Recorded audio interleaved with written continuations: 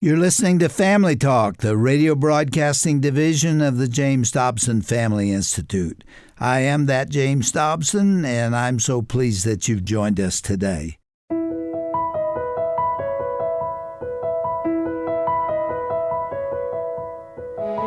Well, welcome to Dr. James Dobson's Family Talk. I'm Roger Marsh, and many children are growing up in today's me-centered society. They're struggling with entitlement issues. They've created lengthy lists of perceived rights and privileges, which only feed their unhealthy desires for excess.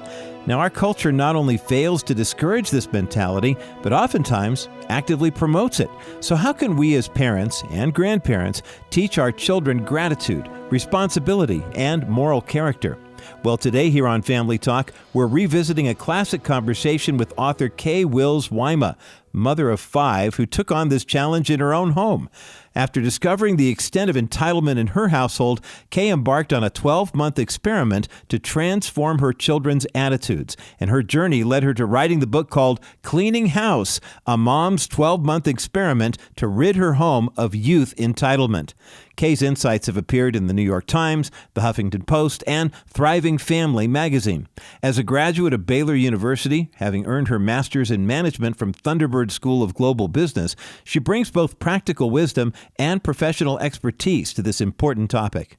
Now, this conversation was recorded in front of a live studio audience, so you'll enjoy hearing their reactions to the comments that Dr. and Kay make throughout the broadcast as well.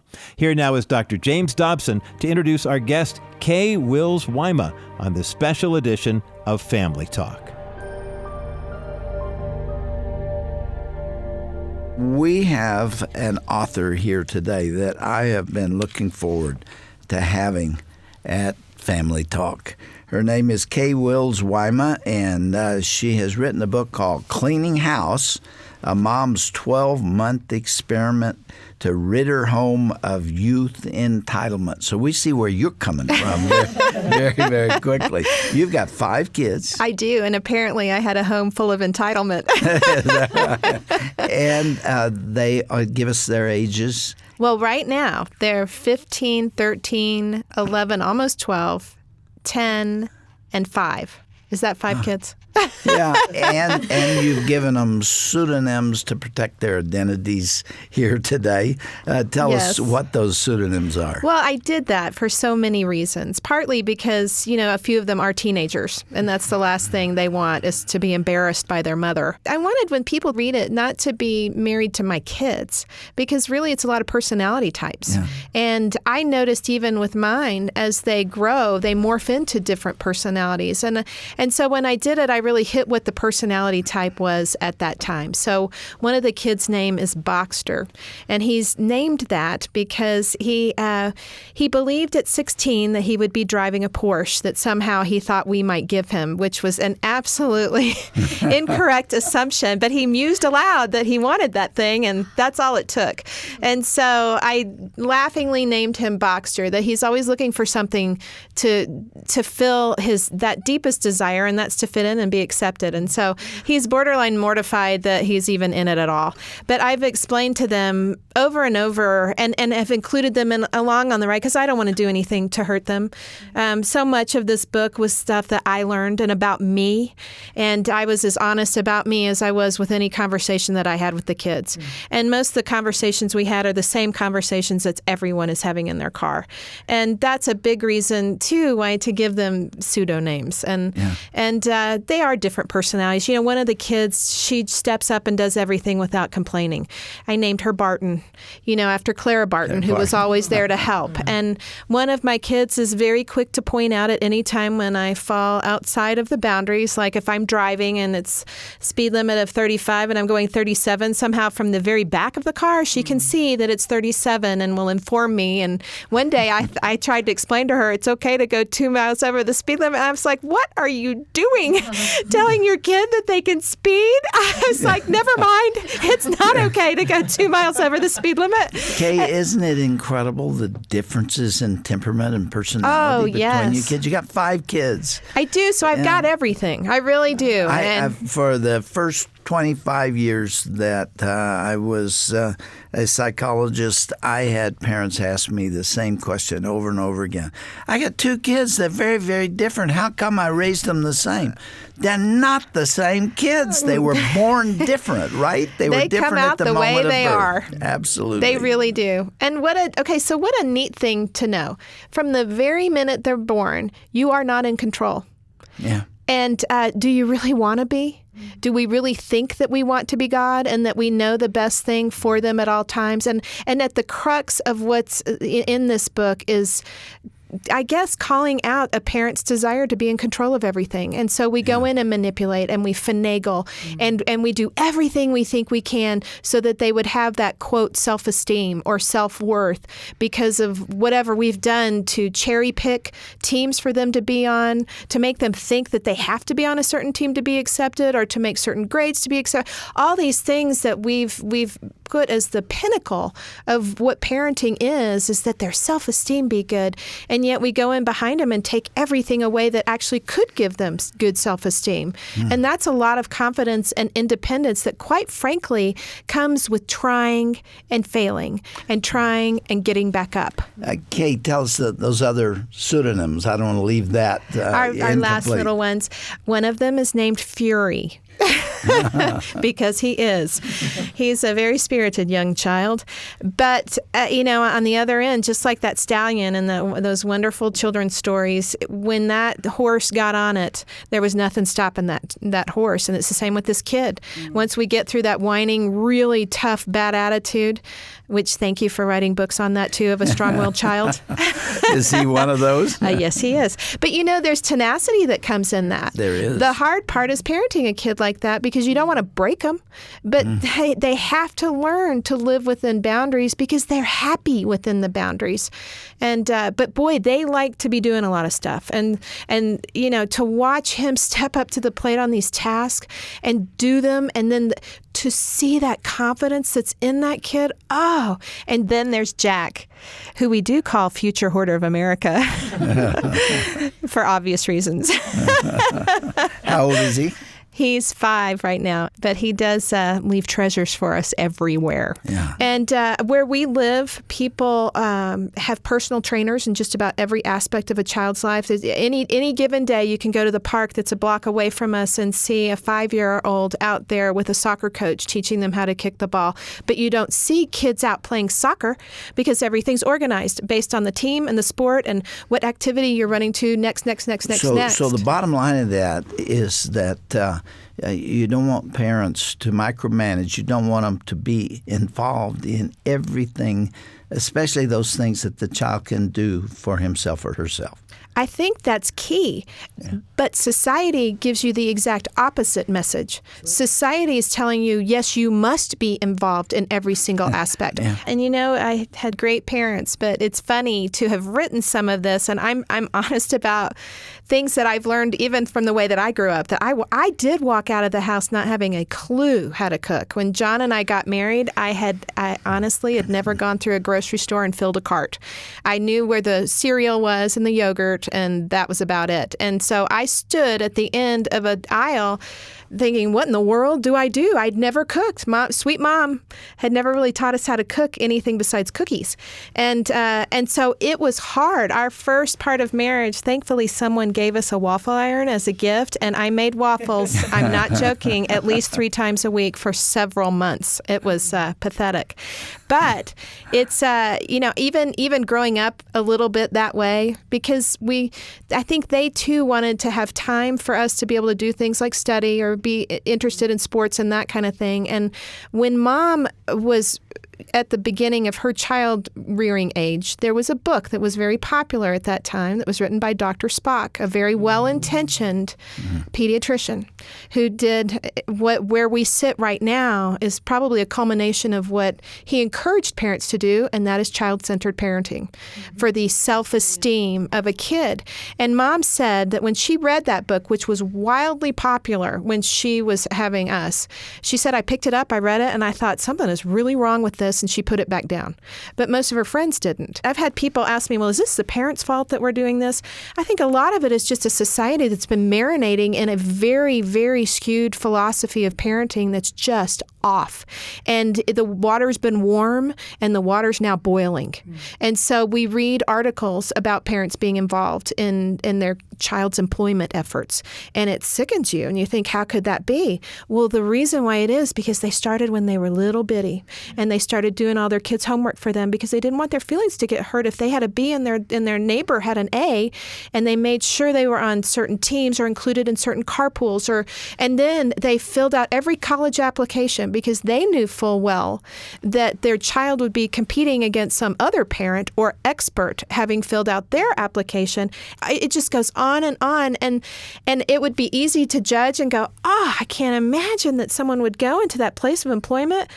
But for the grace of God, it might be me, and that's where I sat when I started this, really just a frustrated mother, because I couldn't believe all the clutter that was in these rooms. And when I walked in after that mind-numbing Porsche conversation, and every dish was on the table really for had breakfast. An impact on you. Boy, it was a bad day. I think if they could go back and relive that, they would. But I sat on my couch, and I called my sister-in-law, Kay Wills, and they live in Atlanta. And I started talking to her about it, and she told me about her kid who had taken out the garbage that morning. It was his week to do it. His definition of taking out the garbage was picking up the bags and putting them at the back door.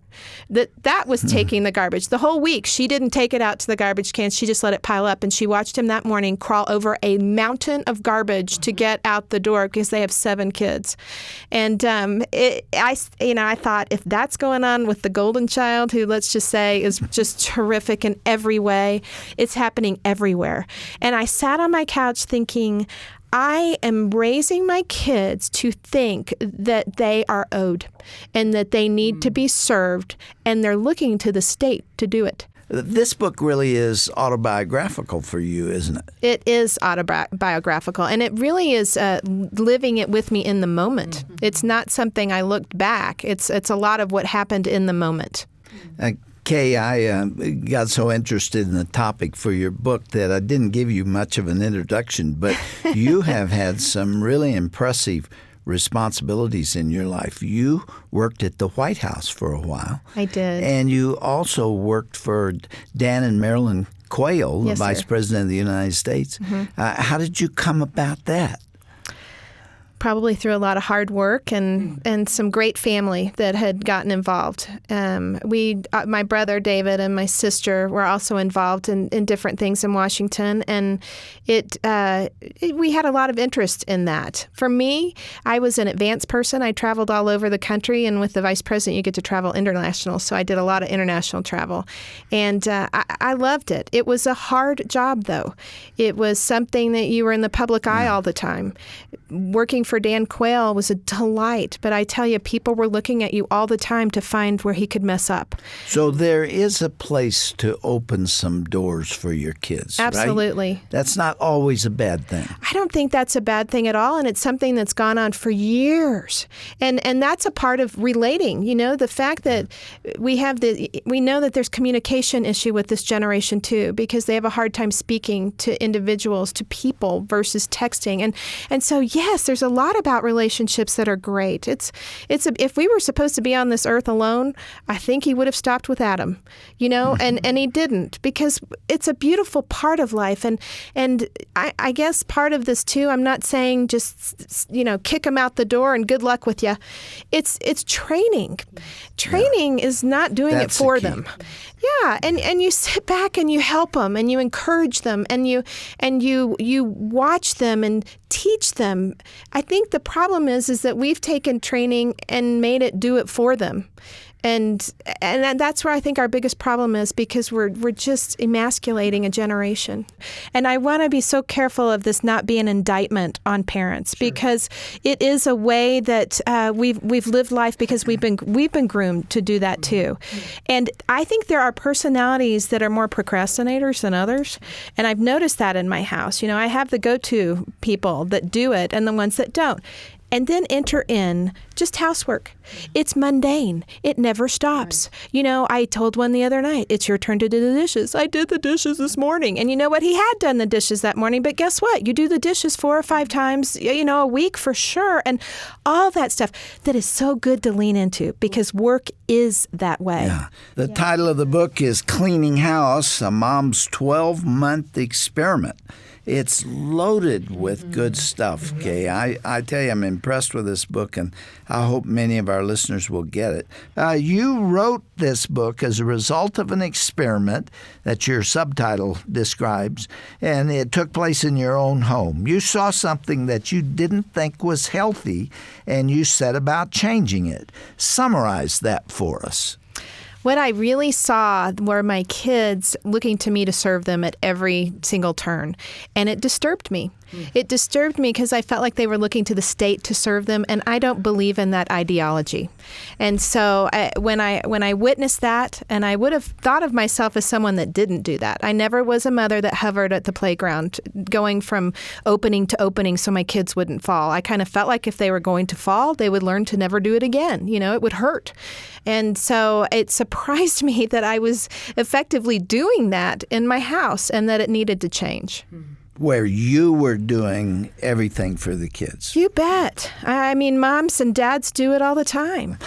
Kay, I'm pushing your book back towards you because I'm about to ask you a question that you may need your own book to answer. Okay. You listed 12 things in that book. Maybe you remember them all, but 12 things that you didn't want your kids to leave home without knowing. Right. Now, you want to consult your book, or can you remember them all? Well, I remember most of them. Read them all. Okay. Here we go. Operation Clutter Control, Kitchen Patrol, Grounding Time, which was yard work, Working for a Living, Domestic Dirty Jobs, Roll Tide, which is laundry, and The Handyman Can. The Entertainers, I really wanted them to learn how to host a party.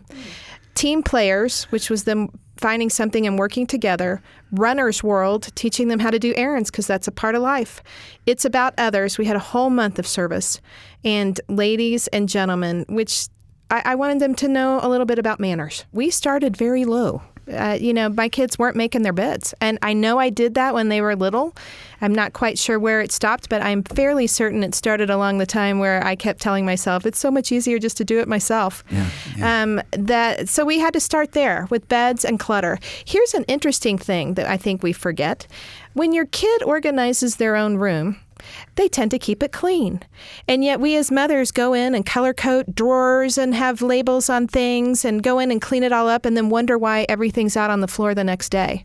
Well, it's when they own it, it's incredible. You could go into a certain teenage girl's bathroom and see still an organized drawer that she did several months ago, which let's just say that's quite the feat. But from there, we went to the kitchen. Had them learn how to cook and clean and go to the grocery store. We did work outside in the yard, which let me just say, I'm terrible. Anything green coming into our house, it's a death sentence. So it proved to me that you don't have to be an expert at something to do it. So I didn't know how to do the yard. We all figured it out together. And I made them get jobs. The ones that could get a job had to get a job. My 14-year-old with his friend proved to me very quickly that places don't hire 14-year-olds. They called everywhere, and they really did, which was, pathetic. But which is another thing for society, that you can't hire a kid to help you out. It really benefits everybody. But there are great youth centers that will hire a child. They don't pay them, but we stepped in and rewarded them with what we thought was sufficient. Then we moved on to what I called domestic dirty jobs, which was the Lysol-involved items. Are these among the 12 items? These are all. This is task 5. This was one of those jobs, the domestic dirty jobs, where they really clean the bathroom, that I realized, as I should have at the beginning, that all of these tasks have others on the other side of it. There's an enormous amount of other-centeredness that comes along with all of this, which truly is the secret sauce to life. One of the wonderful things about work as a child is that it teaches you the discipline necessary to stay with something. When I was about 11 years of age, a businessman gave me a big stack, maybe 500 handbills, and said, I want you to go put these under the windshield wiper of everybody in this whole section of town. Wow. And I was out there for 2 hours. It felt like 40 hours. And when I got back, he paid me 50 cents, 25 cents an hour. You can bet I spent that money very differently than I would have if I'd gotten it for Christmas. And I learned that work is hard. Yes. And you stay with it. Dad stayed with it for 8 hours. I was out there for 2 hours and thought I was going to die. But I learned something from that.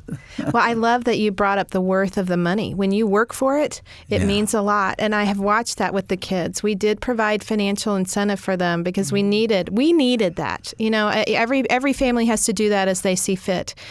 I have noticed that our kids have spent none of their money. They've been tempted, but they walk into stores that they used to walk in and ask me to buy them several things. They walk in and leave.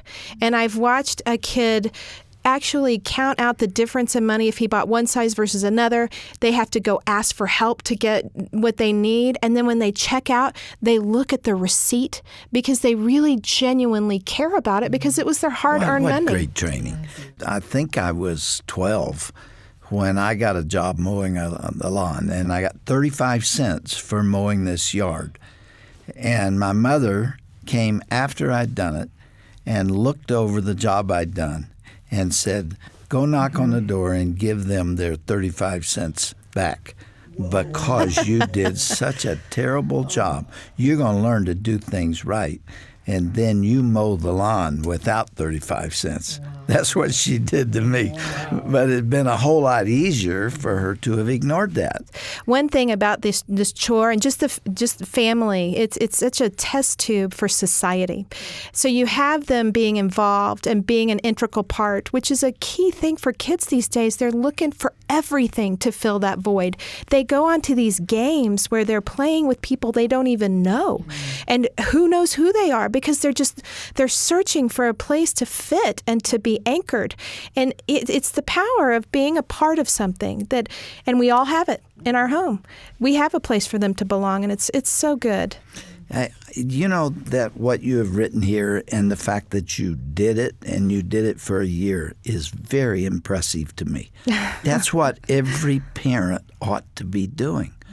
It's a lot of hard work, and many wives are working themselves outside the home. And when they come home, they've still got a lot of work to do. So not everybody can do that, but where they can, it's a good project. Wow. The title of the book is Cleaning House, a mom's 12-month experiment to rid her home of youth entitlement. Sounds like you did that very, very well. This book is published by Waterbrook, and I think this is going to be a big bestseller. Thanks for coming and talking to us about it.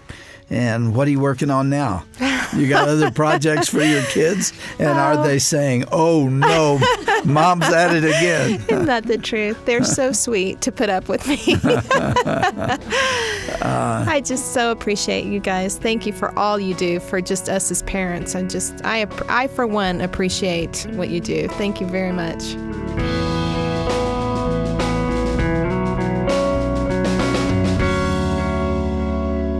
Teaching children responsibility and gratitude isn't just about making them do chores. It's about helping them discover their own capabilities and worth beyond the me-first mindset of modern culture.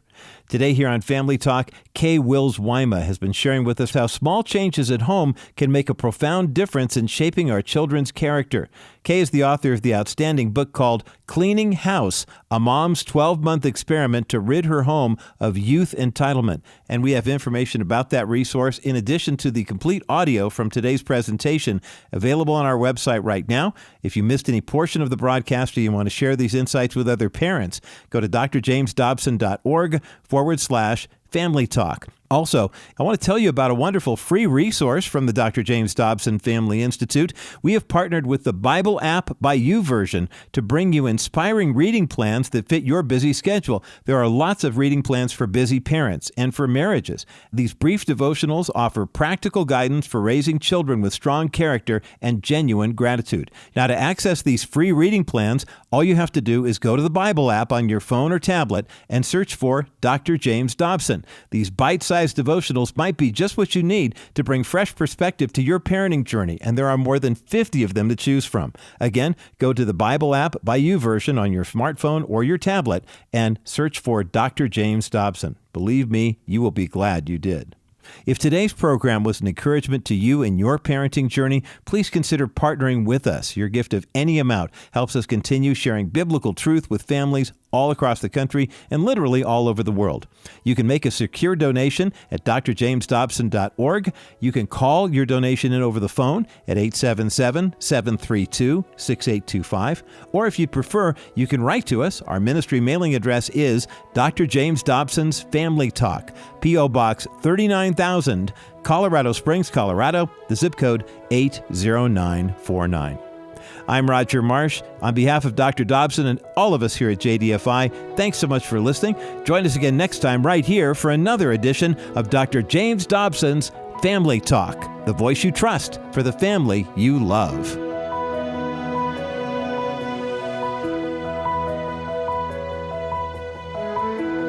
This has been a presentation of the Dr. James Dobson Family Institute.